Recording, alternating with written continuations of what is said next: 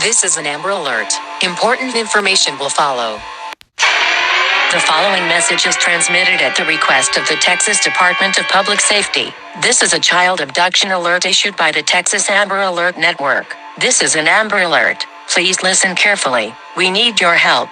The Travis County Sheriff's Office is searching for 4 children. Gabriela Garcia, Hispanic, female, 10 years old, height, 4 feet 9 inches, weight, 85 pounds, black hair, brown eyes, and was last seen wearing a green t-shirt and flowered sweatpants. Julian Garcia, Hispanic, male, 7 years old, height, 4 feet 6 inches, weight, 75 pounds, black hair, brown eyes, and was last seen wearing a black shirt and tan shorts. Sebastian Garcia, Hispanic, male, 3 years old, height, unknown, weight, 40 pounds, black hair, brown eyes, and was last seen wearing a gray sweatshirt and gray sweatpants. Giovanna Garica, Hispanic female, 2 years old, height, unknown, weight, 25 pounds, black hair, and brown eyes, and was last seen wearing a maroon Christmas cookie shirt. Police are looking for Cesar Giovanni Garcia, Hispanic, male,